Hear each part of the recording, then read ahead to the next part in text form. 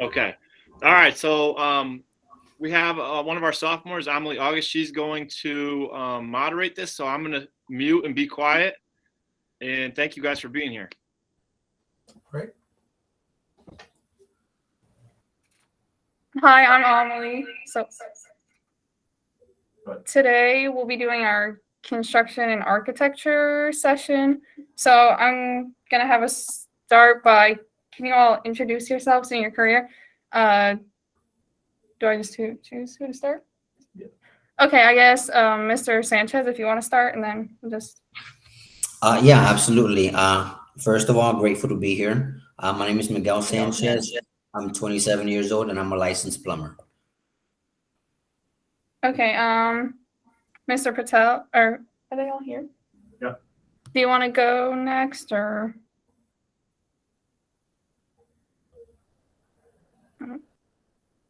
Tommy's muted. Oh, you're muted. Muted, yeah. My name is Jitesh Patel, and I own a tree service based out of South Windsor, Connecticut. Tree removal service. Okay, thank you. Mr. Mata? I'm a registered architect, and again, thank you for having me. It's great. Okay, so how did you guys decide on your careers? And then I guess we'll just start with Mr. Mata if you want to keep going. Okay, sure. I think I'm the oldest of this group, so I started my career a while ago, but I was always, as a young person, I loved playing with Legos, and literally I loved building things. So whether it was drawing a floor plan on a piece of cardboard, or building a Lego, or actually just looking around at buildings around me. So I was always very fascinated with how they looked, how they worked, how they were put together. So that's kind of why I liked the creativity that it seemed to embody. Okay, thank you. Mr. Patel, do you want to go next? I'm really not anything to do with a hands-on labor type of guy, but I have friends who are interested in this business. So we all developed a partnership, and they're running the tree service company for me, and I just put in the initial investment, and that's how I took part ownership in it. So. Okay, thank you. Mr. Sanchez? Yes. To piggyback off what Mr. Mata said, same way. I knew from a very young age that I wasn't very scholastic. I can't sit behind a desk and just hack away at a computer all day. It's just not how I am. So with being a plumber, I show up to work, and it could be a new building going up, it can be a person's personal home, and I'm going into a different scenario every single day, and I look forward to that, because that way my career doesn't become repetitious. It's not the same thing every day. I'm looking forward to a different journey, in a sense. So that's what made me get into plumbing. Okay, thank you. Next question is, what are some important steps to take during high school for those interested in your field? Then, Mr. Mata, do you want to start again? Sure. I think that one of the things, it's kind of a complicated field because it requires a little bit of many pieces. It does require the hands-on that Miguel was talking about. You do have to know how to problem solve in the real world, but it also does require a little bit of primarily computer work. You have to do computer-aided drafting, or some kind of Revit, or some kind of design work.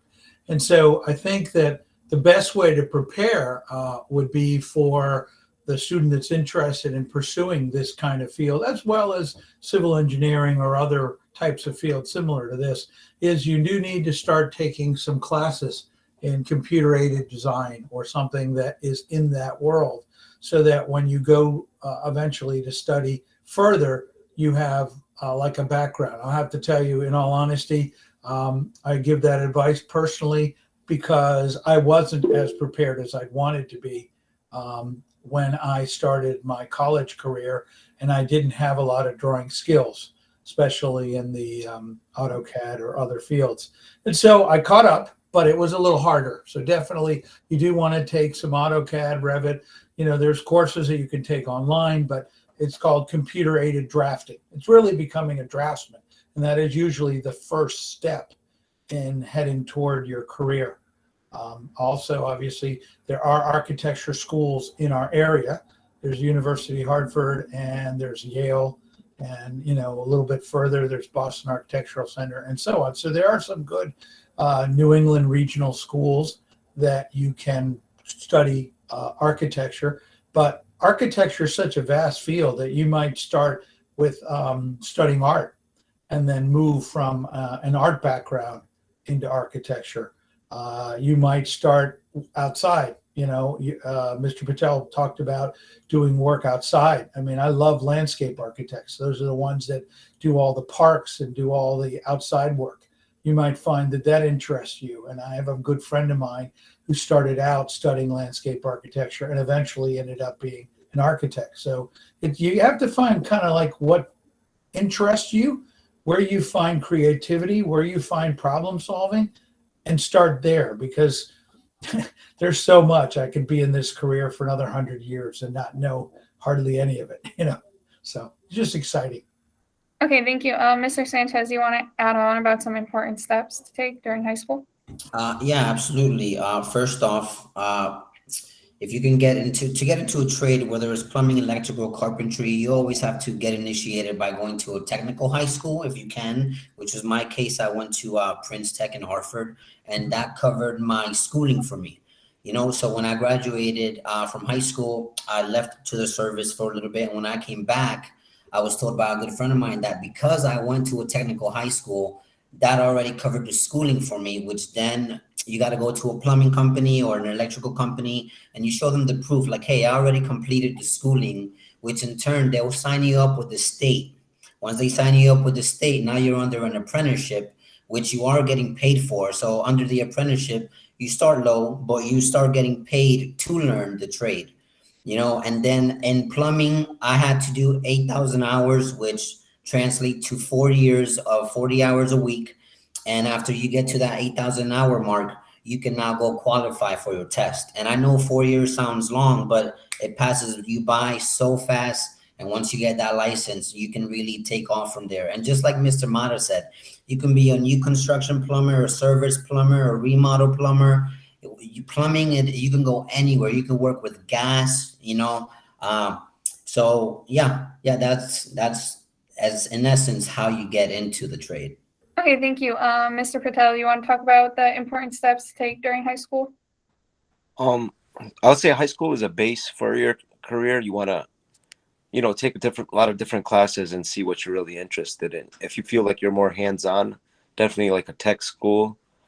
And if you feel like you're more, with good with like math, you may be more like financials, maybe go to like a 4-year college. So there's it depends on what you're interested in and what you want to do, whether you want to do blue collar or white collar work, and what your mindset really is. So. Okay, thank you. So what were the best decisions you made on your journey, and what would you have done differently? Mr. Patel, you want to continue, or? Sure. The best decisions, definitely.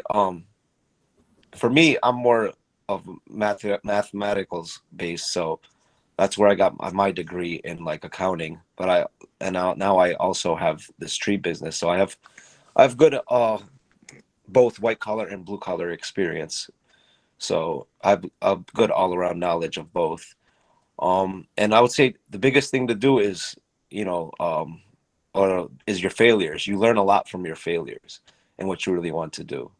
So if you have failed sometimes, don't take it as a bad, use it as like a learning advantage. Okay. Hey, Mr. Patel, Jitesh, could you kind of tell the group, because I think a lot of your success has had to do with networking. So could you talk about how like your relationships with other people have brought new opportunities for you? Yeah, of course. Yeah, so I usually just talk to everyone I meet. You never know when you can come across someone that can be an advantage to you and to them in the future. So always, work on your networking skills, go to networking events, learn to meet other people. Social media is big with that as well. Just put yourself out there and show you can bring to the table, and then someone will see that in you, and then you can use it for your future career advantages. Okay, thank you. Mr. Sanchez, you want to talk about your best decision? Yeah, that's not an easy question. I don't think there is such thing as a best decision, but a good decision at the moment, and to piggyback off what Patel said, you guys have an advantage. You have youth on your side. And with that being said, like he said, now it is the time to go out there and make those mistakes and try and error, see what you like. All right, that didn't work. Try again, try again, try again. And eventually those little decisions will compound into what you think is a big decision, and everything rolls on from there. Okay, thank you. Mr. Mata? Wow, I'm listening to all this wisdom from Young. But really, one of the things that kind of struck me is that you do have to be, especially when you're starting out, you do have to be willing to try out things. I mean, I remember early in my career, I became like an expert on the legal codes, and I really liked doing that. And, I did it well. And then all of a sudden I discovered historic buildings. So I was actually the lead architect on the restoration of the old State House here in Connecticut, in Hartford. And that was like unbelievably fascinating, so I developed a little bit of a different expertise in historic buildings.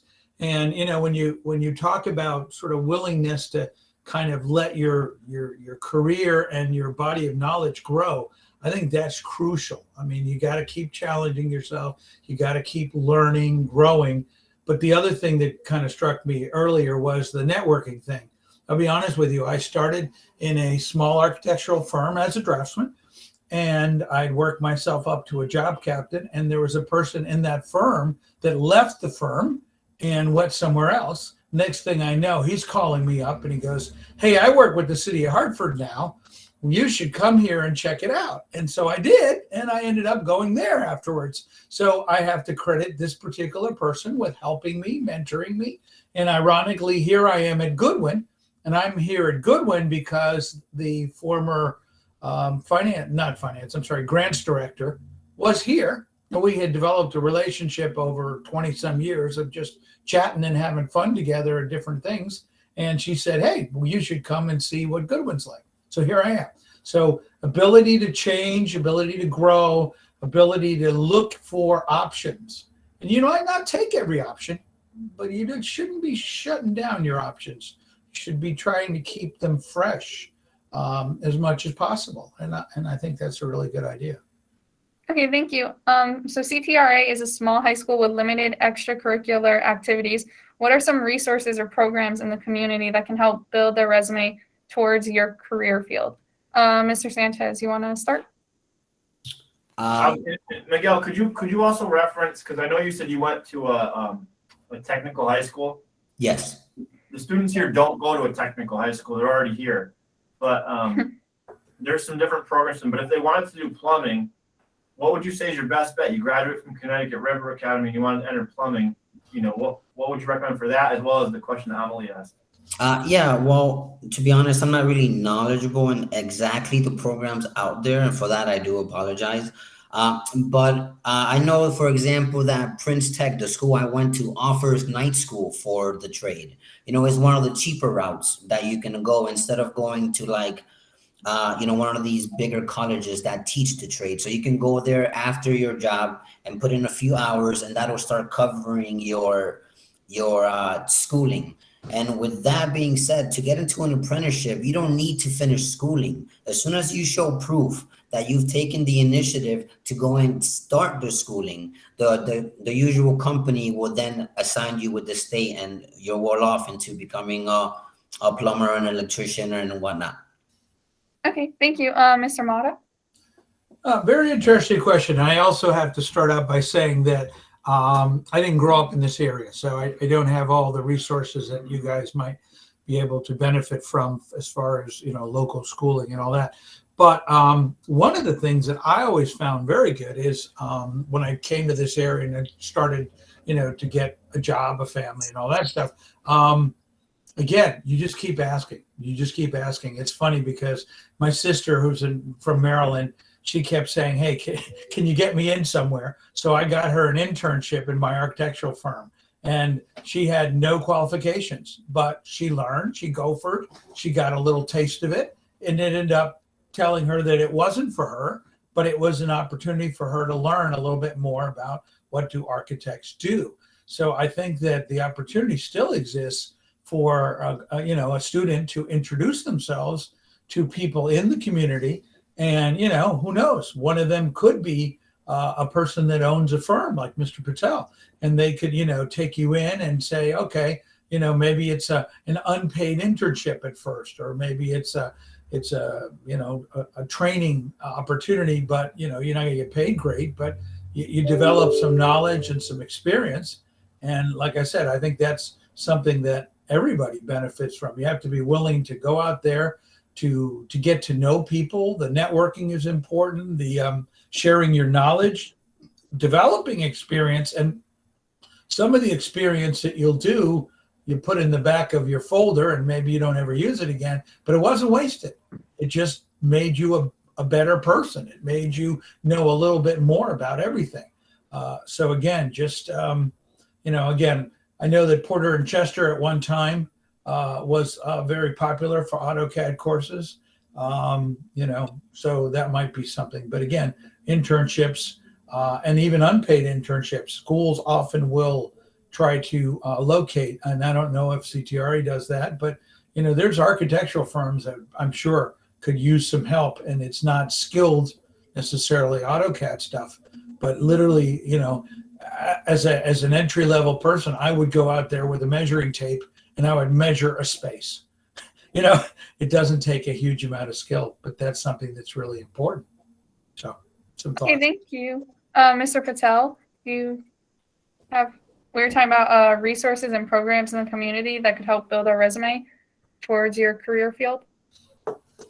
Yeah, so the best thing is just get yourself out there. If you go to a place and you feel like you want to do that, go in there, talk to someone, ask for the manager, make yourself stand out as opposed to the crowd that's just sitting at home.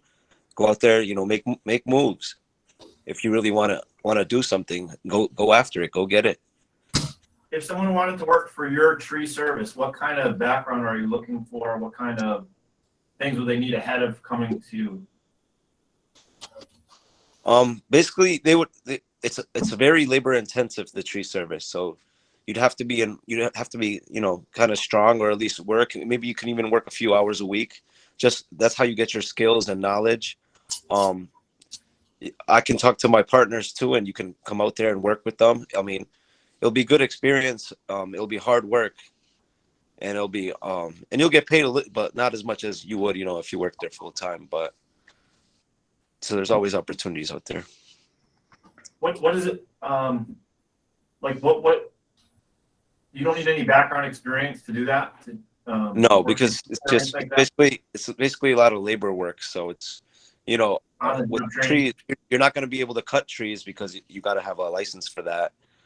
So you'll just have to pick up the tree for wood and put it in the chipper, and a lot of you'll learn how to do the ropes and rigging and all other sorts of stuff. So it's all hands-on experience.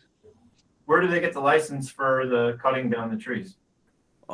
You have to go to school. I'm not sure which school it would have to be, but I think you could get it online too. So there's a lot of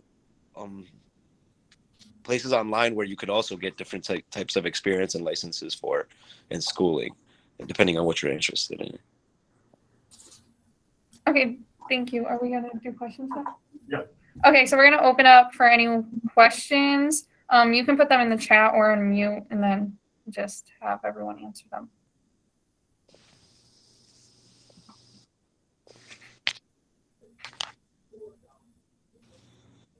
Okay, so if you have a question, just type it into the chat, and then we'll ask it to. You could ask it for all of our guests, or you could ask it to one.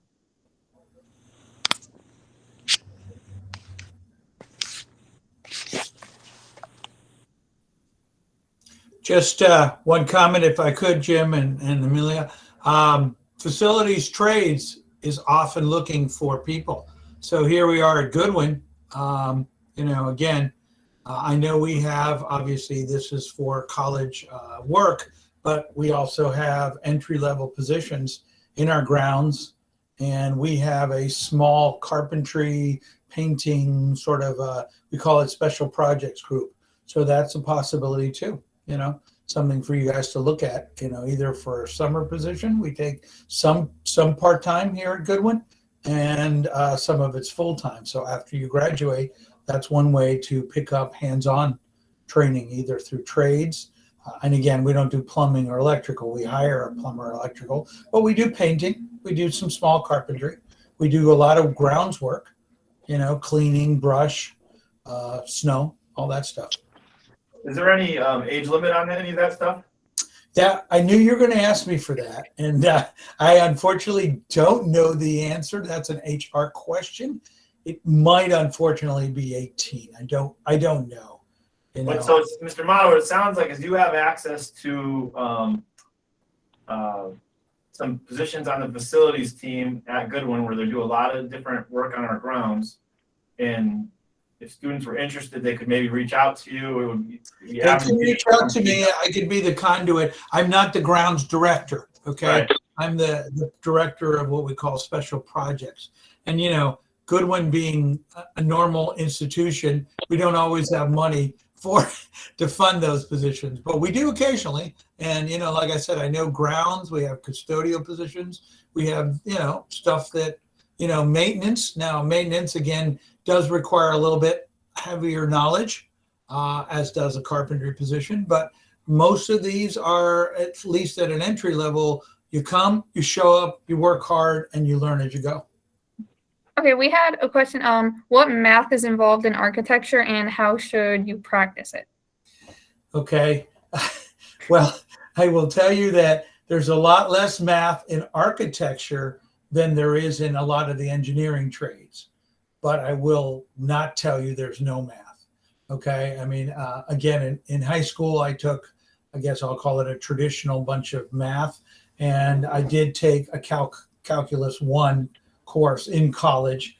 And you do have to understand math maybe more intuitively. For example, when I, as an architect, am designing a building, I'll have the structural engineer go, to me, well, do you want to do it in reinforced concrete? Do you want to use steel? Do you want to do it in wood?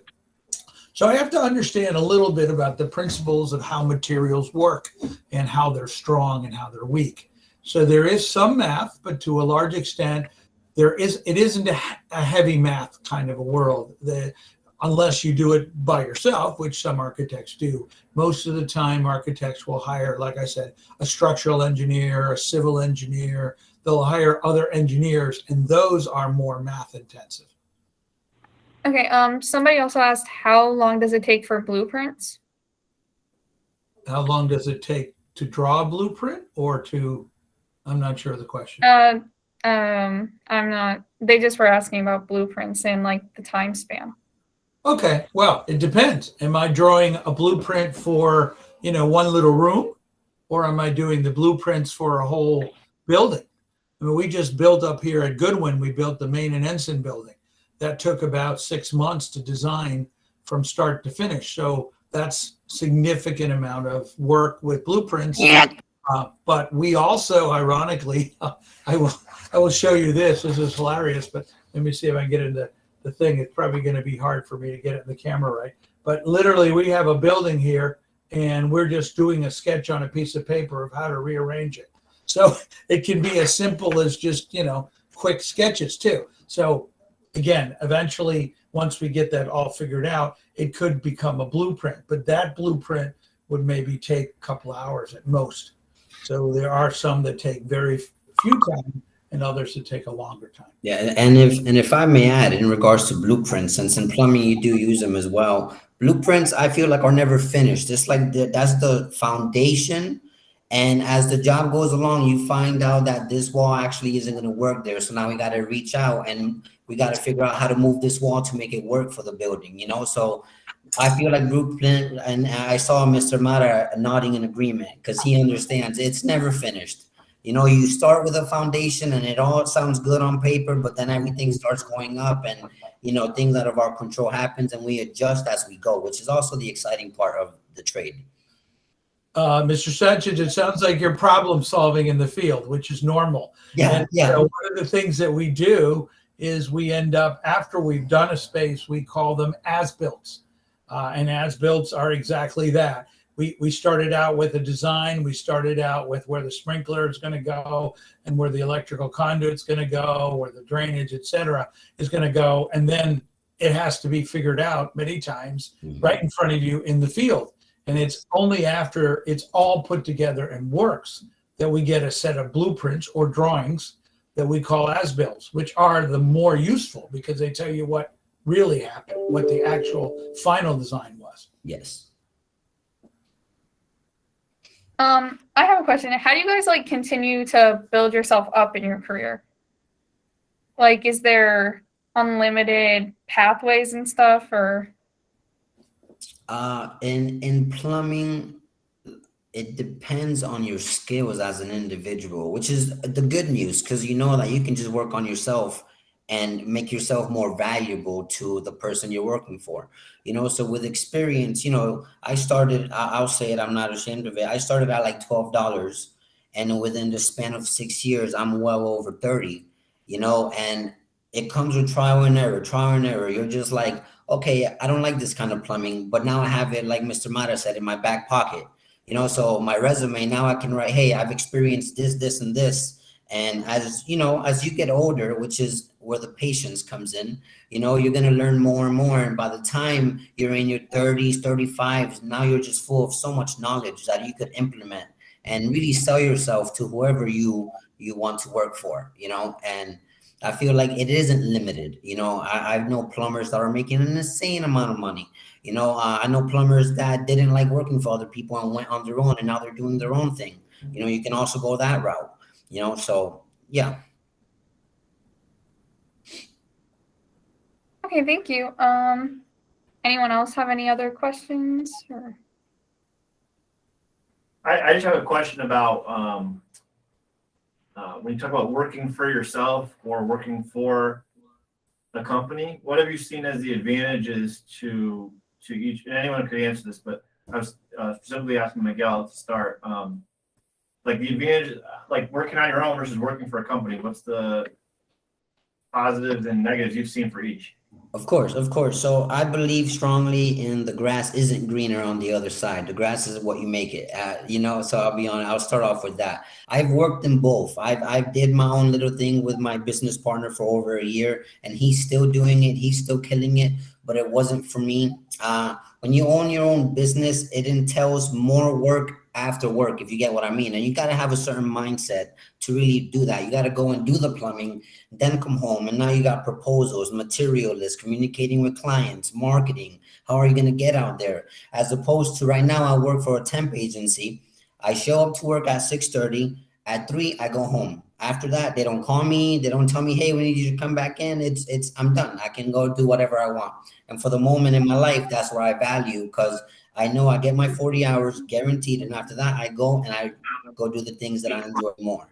You know, so that's the pros and cons. I'm sure as an entrepreneur, as an owner, you can wake up whenever you want. You make your own schedule. You get paid whatever you want because you set your own limits and whatnot. But it's also a lot more mental work that goes into that, as I'm sure Mr. Patel knows, because since he does his own business, you know. No, you're exactly right. If you own your own business, you have unlimited revenue potential. Depends how much you want to work. You can set your own schedule. Everything's on your own time. Well, opposed to working for a company, you have your set hours, set schedule. You have to ask for permission for days off, and you make like a salary or hourly rate. There's benefits to both, pros and cons to both. It depends on what you want to do. Do you value your time more? Or do you value money more?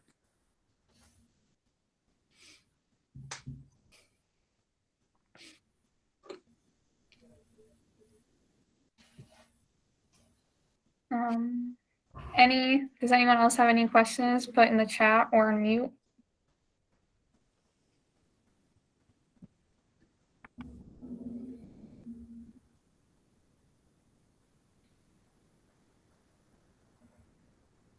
Oh, I the have, Google Sheet. Wait, we're gonna mute. yeah, sorry. Okay, so to all the scholars on here, when this call is over, you're gonna go to your Google Sheet and you're going to rate the 3 careers you just heard about and how they fit for you.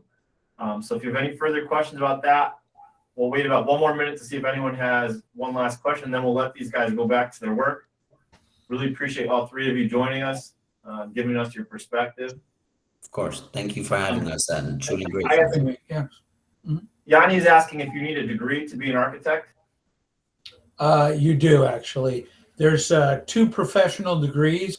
Well, there's even more than that, but basically the basic degree is a bachelor's degree. And a lot of architects eventually get a master's degree. So it is more of a formal training to be an architect than some of the other stuff you've heard about today. But that's pretty true of the engineering trades and stuff like that too. And obviously there are some architects that even have a PhD. So, but architecture it's a wonderful profession. I've certainly enjoyed it for 40 years. And, again, the only thing I recommend, and it's totally up to you, obviously, but, get immersed in it if you're interested. And, literally, I mean, whether you approach it as art, which it is, or you approach it as science, which it is, it's about creativity. It's about problem solving. It's about being with people. It's a lot of stuff that you really like. It can be hard. It can be a lot of work and a lot of time. But yeah, I mean, it's really great. It's a lot of fun. Mhm. Mhm. I guess last question I'll ask is, give us one final thing. What do you think is really the best thing about working in your line of work that a student should really keep in mind if they're thinking about getting into it? Is that for everybody? Yeah. Yeah. Can you ask one more time, please? Yeah. What's the best thing? What's the best thing about working in plumbing? For me personally, it's every day is not the same for me. I show up to work and it's never repetitious. They tell you, hey, you're gonna go install tubs today, and you in your mind, you're like, oh, I've done plenty of tubs, and then you start taking the old one out and you see that the plumbing's all messed up, and you're like, oh man. So now you got to start from scratch. You cut out the old. You got to think in your head, all right, what goes here, what goes here, and to me, that's my art. That's where I can get lost. And the best part is I have an earphone. I'm listening to a podcast. I'm listening to a book, and I'm just in my own space, usually alone or with another guy, and we're just going to work for 8 hours. And that's how I enjoy my work. So.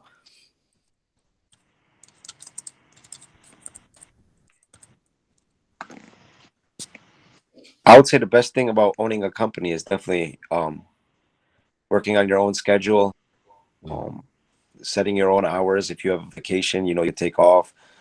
You could have other people work for you, so you could still make money when you're not even working. So I would say that's the best thing. Yes. So I think that for me, the best thing is that I get to see what I did. Okay. And I'm not going to say anything bad about anybody else, but I feel sorry for an accountant in that sense. I mean, maybe they save you money on taxes, pretty good stuff, or they help keep the finances in order, excruciatingly important. But me, I get to see something that I had a piece of building. I had a piece of solving. And the greatest thing about architecture, when it's done correctly, is that we're creating spaces for people. We're making a difference. We're making a difference in the world.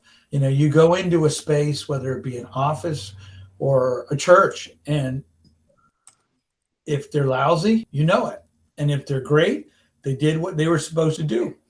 They are a space for people to use for whatever reason it is, to worship or to, have a good nap in or any of the extremes. And, one of the nice things about architecture, at least for me, is I volunteered on so many different things. I've worked different projects with my church, with my youth group, and so on, and they get it too, and so I'm working with a lot of high schoolers like you guys, and it's just the joy of making a difference by creating a space that maybe wasn't there, or maybe was there but it didn't work right, and at the end of the day, when you're finished, it really is a nicer space. I agree 100%. It's a sense of fulfillment, knowing that with what you know, with what you've learned, you implement and you're making people's lives better, whether they tell you thank you or not. Especially I drive through so many buildings all over Connecticut, and whoever's in the car with me, I always tell them I did the plumbing in that building. And I see people coming in and out, and you have memories of when it was just wood or metal with no walls, no windows, and you were there drilling holes and running pipe. It really does give you a sense of achievement. Somebody in the chat just said, I'm sorry, somebody in the chat just said, maybe if I'm good enough, I can design my own house. I think that's a wonderful, wonderful thing. Yes. I had a hand in designing my own house, but houses are harder than than you may think, only because they're very personal. Like you mess it up, or you think that you might be able to get it even better than anybody else. And next thing you know, you're living in it and you're going, oh, I wish I had not chosen that color, or I wish I would have made the bedroom a little bit bigger. But the other reality is that, besides the design, besides trying to make it work for people, you've got things like budget, you've got schedule. So, you got to work and learn how to do all these things. And I'm sure Mr. Patel is a pretty good expert at this, because you got a business, you got to make it work at the end of the day. You got to pay your people and so on. So it's a challenge to do everything we do within schedule and within budget, but that's also a fun challenge to do. Okay, I think we're gonna end it now. But thank you everyone for your time. It was very Thank you interesting. for having us. Thank you. Bye. Have a good one. See you. Hey, Jim, before I lose you,